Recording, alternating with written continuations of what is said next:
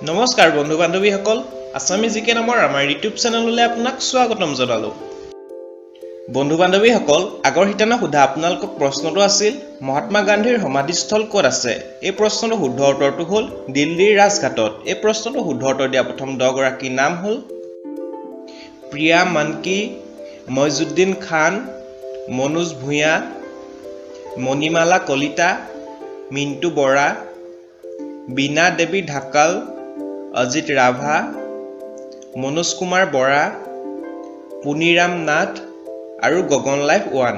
আপোনালোকে শুদ্ধ উত্তৰটো কমেণ্ট কৰি জনোৱাৰ বাবে বহুত বহুত ধন্যবাদ।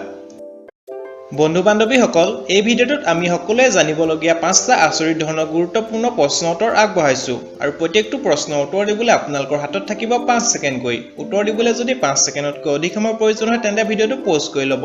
আহকচোন পলম নকৰি ভিডিঅ'টো আৰম্ভ কৰোঁ। প্ৰথম প্ৰশ্নটো হ'ল বৰ্তমান ভাৰতৰ ৰাষ্ট্ৰীয় পতাকাখন কোনে ডিজাইন কৰিছিল? আপুনি জানেনে?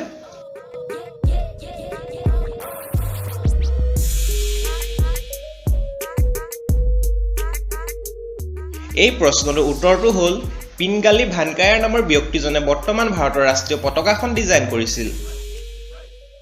2 নম্বৰ প্ৰশ্নটো হ'ল মানুহ জন্ম হওঁতে শৰীৰত কিমানডাল হাড় থাকে? সময় আৰম্ভ।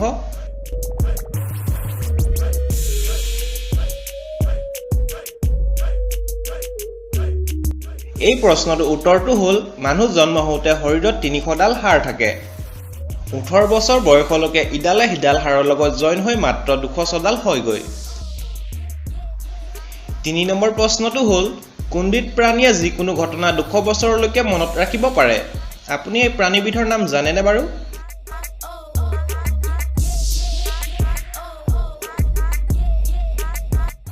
এই প্ৰাণীবিধৰ নাম হ'ল ডলফিন। ডলফিনে যিকোনো ঘটনা 200 বছৰলৈকে মনত ৰাখিব পাৰে। সেয়েহে মানুহৰ পিছতে ডলফিনৰ মনত ৰখা শক্তি বেছি বুলি জনা যায়। 4 নম্বৰ প্ৰশ্নটো হ'ল মানুহৰ চকুৱে কিমানবিধ ৰঙৰ পাৰ্থক্য চিনিব পাৰে? সময় আৰম্ভ।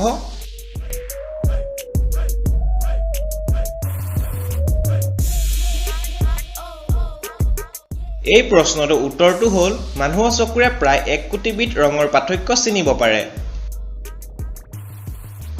5 নম্বৰ অন্তিম প্ৰশ্নটো হ'ল 1947 চনৰ 15 আগষ্ট দিনা কি বাৰ আছিল? আপুনি জানেনে?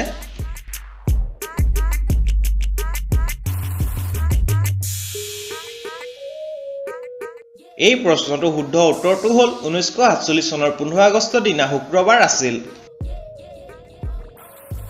বন্ধু বান্ধৱীসকল, আপোনালোকৰ বাবে এইটো প্ৰশ্ন ভাৰতৰ ৰাষ্ট্ৰীয় সংগীতটো কিমান সময়ৰ ভিতৰত গাই শেষ কৰিব লাগে? এই প্ৰশ্নটোৰ শুদ্ধ উত্তৰটো কমেণ্ট কৰি জনাব। আমি অহাইতেনে শুদ্ধ উত্তৰ দিয়া প্ৰথম 10 গৰাকীৰ নাম উল্লেখ কৰিম। ভিডিঅ'টো চাই যদি ভাল লাগিলে লাইক কমেণ্ট শ্বেয়াৰ কৰিব আৰু আপুনি যদি মোৰ চেনেললৈ প্ৰথম আহিছে তেন্তে এনেধৰণৰ প্ৰশ্ন উত্তৰ পাই থাকিবৰ বাবে মোৰ চেনেলটো ছাবস্ক্ৰাইব কৰি ল'বলৈ প্লিজ নাপাহৰিব।